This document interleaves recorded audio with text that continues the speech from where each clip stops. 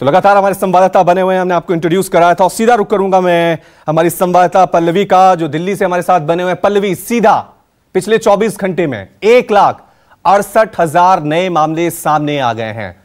पिछले साल जहां हमने जंग शुरू की थी उससे भी हालात बदतर नजर आ रहे हैं अब।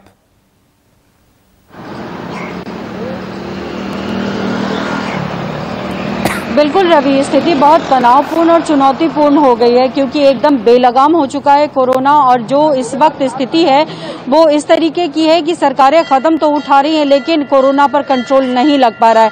खास करके अगर मैं दिल्ली की बात करूं तो मुख्यमंत्री अरविंद केजरीवाल ने कल प्रेस कॉन्फ्रेंस के जरिए लोगों से अपील की और कहा भी कि देखिए, लॉकडाउन हम लगाना नहीं चाहते, लेकिन जिस तरीके से स्थिति बन रही है और अगर आप नहीं मानेंगे तो ऐसा करना पड़ सकता है। फिलहाल अगर कदमों की बात की जाए जो कदम उठाए गए हैं उसमें यही कहा गया है कि जो मेट्रो है, बसेस हैं या मार्केट प्लेसेस हैं, खास करके 50% से कम लोग वहां पर जो है वो लोग वहां आए। साथ ही साथ बेड की संख्या बढ़ा दी गई है। ये भी कहा गया है कि जब तक इमरजेंसी सिचुएशन ना हो तब तक अस्पताल ना पहुंचे, ये साथ कहा जा रहा है। और जो है आईसीयू की संख्या भी बढ़ाई गई है। तो कदमें तो बहुत ज्यादा उठाई गई हैं सरकार की तरफ से, लेकिन लोगों को समझना होगा। सीधे तस्वीर दिखा देती हूँ। देखिए, इस वक्त मैं सरोजनी नगर मार्केट में हूँ। फिलहाल दुकानें खुल रही हैं, लोग काफी ज्यादा इस वक्त मौजूद नहीं है। ये इसलिए है क्योंकि सुबह का वक्त है, लेकिन अभी से 1 घंटे बाद यहाँ इतनी ज्यादा भीड़ हो जाती है कि पैर रखने की फिर जगह नहीं मिलती है। ऐसे में लोगों को बहुत ज्यादा सोचने की जरूरत है कि देखिए, सरकार कदम उठा रही है लेकिन सहयोग अगर आप नहीं करेंगे तो इस बेलगाम कोरोना को रोकना मुश्किल हो जाएगा। आज रिव्यू मीटिंग भी सरकार लेने जा रही है जी, दिल्ली सरकार, कि किस तरीके से और भी कड़े कदम उठाए जाए। साथ ही साथ केंद्र सरकार की तरफ से भी आज मीटिंग होने जा रही है कि कैसे भारत के अलग अलग शहरों में जो केसेस आ रहे हैं उसको जो है देखा जाए और किसको कम करने की कोशिश की जाए। साथ ही साथ वैक्सीन को लेकर भी आज जो है बैठक होगी कि किस तरीके से वितरण किया जाए, क्योंकि जिस तरीके से खबरें लगातार आ रही हैं कि वैक्सीन के शॉर्टेज है।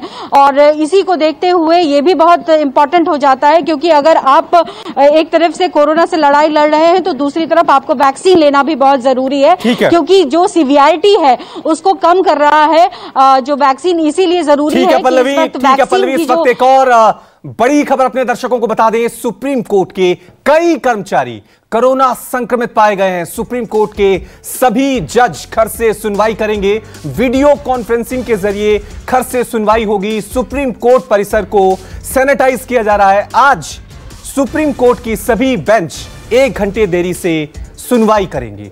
बड़ी खबर, क्योंकि सुप्रीम कोर्ट में कई कर्मचारी जो हैं वो कोरोना पॉजिटिव पाए गए हैं, इसलिए अब जो ज्यादातर अहम मामले हैं उनकी सुनवाई जो है वो ऑनलाइन ही की जाएगी, घर से ही की जाएगी। पल्लवी, अब सुप्रीम कोर्ट पर भी कोरोना का कहर।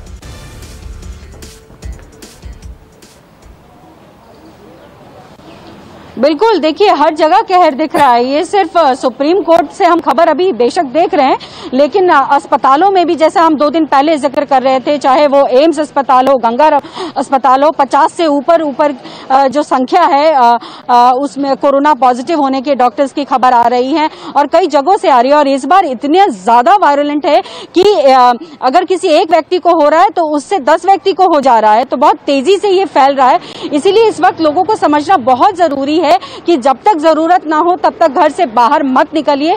और ये तमाम सरकारें ही नहीं बल्कि जानकार भी कह रहे हैं कि बहुत तेज गति से बढ़ रहा है और अगर इस गति से बढ़ता रहा तो हॉस्पिटल में बेड्स मिलना मुश्किल हो जाएंगे। जो आज की डेट में मैं कह सकती हूँ रवि कि कहीं भी बेड अवेलेबल नहीं है।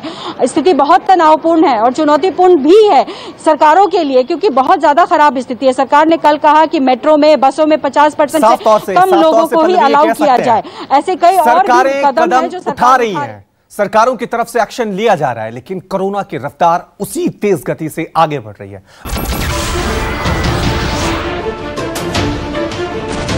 नमस्कार, मैं हूं मानक गुप्ता। अगर आपको हमारा ये वीडियो पसंद आया हो तो इसे लाइक और शेयर जरूर करें और हां, हमें सब्सक्राइब और फॉलो करना ना भूलें ताकि आप देश और दुनिया की कोई खबर मिस ना करें। तो जुड़े रहिए हमारे साथ और देखते रहिए न्यूज़ 24।